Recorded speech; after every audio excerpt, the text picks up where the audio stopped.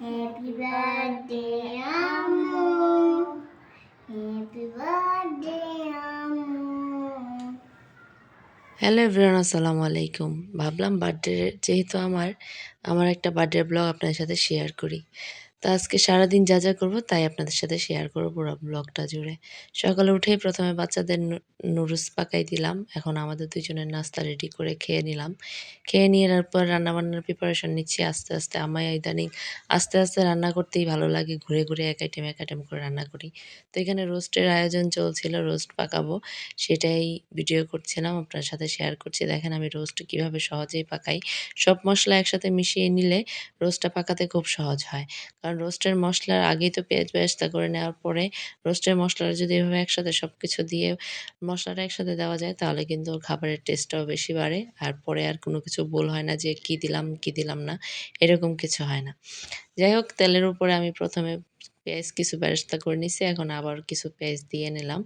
তো এটার মধ্যে আবার মাংসটাও আমি ভেজে নিয়েছিলাম এই তেলের মধ্যেই। তো এইজন্য লাল লাল হয়ে আছে। আস্তে আস্তে গরম মসলা সব দিয়ে আমি মসলাটা দিয়ে নিব। আজকে রাঁধুনির যে রোস্টের মশলাটা আছে সেটাই আমি ইউজ করছি, বাড়তি কোনো মশলা দিচ্ছি না। কারণ এই মশলাটা ইউজ করলে বাড়তি মশলা দেওয়ার প্রয়োজন পড়ে না। এখন এই মশলাটা আমি খুব ভালো করে কষিয়ে নিব। আরেকটা জিনিস, তেল ওঠা পর্যন্ত তো কষানো সবাই কষায়। কিন্তু তেল ওঠা পর্যন্ত মসলা আরও যত বেশি কষাবেন তত টেস্ট বাড়বে এই রোস্টের। এটা হচ্ছে রোস্টের মসলার একটা টেস্টের একটা গোপন টিপস। যাই হোক, আমার রোস্টের প্রিপারেশন চলছে। এদিকে আজকে বার্থডে উপলক্ষে আমার বার্থডে ছিল সোমবার দিন। বাচ্চার বাবা সোমবার বার্থডে উপলক্ষে ছুটি নিয়েছিল। সে আমার বার্থডের দিন বাসায় থাকবে। সেটা আমাকে বলেনি। পরের দিন যেদিন আমার বার্থডে সেদিন ঘুম থেকে উঠে সকালেই বলছে যে, "আমি আজকে অফিস থেকে ছুটি নিয়ে আসছি।" তো এইজন্যই ভাবলাম সে বাসায় এমনিতেও আমার নিজের বার্থডে উপলক্ষে আমি কখনোই তেমন কিছু রান্নাবান্না করি না।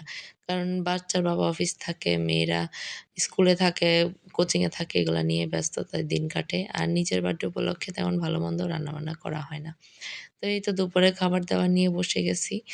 বাকি রোস্ট তো আপনাদের দেখালামই, বাকি আইটেম এগুলা ছিল। তো এই তো যা পেরেছি তাই রান্না করেছি। কারণ আমার বার্থডে উপলক্ষে করিনি। সে আজকে বাসায়, এইজন্যই করা। বাচ্চার বাবার হাবিজাবি বাসায় থাকলে সে খেতে খুব পছন্দ করে। তো বিকালবেলা আবার ভাত খাওয়া শেষ করেই আমি চালের গুঁড়ি ভিজিয়ে রেখেছিলাম। সেই পিঠাই চুলায় দিয়েছি। এখন ভাবলাম হালকা একটু কফি খেয়ে নেই।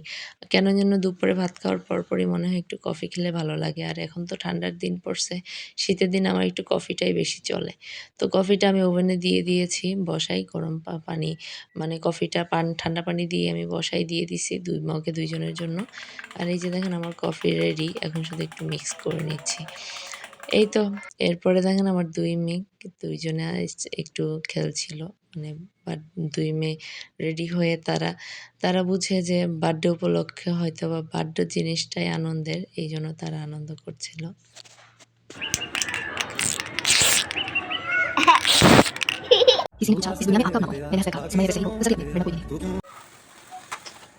Happy birthday, Amu. Happy birthday, Amu. Happy birthday, Amu. Happy birthday, Amu. Amu.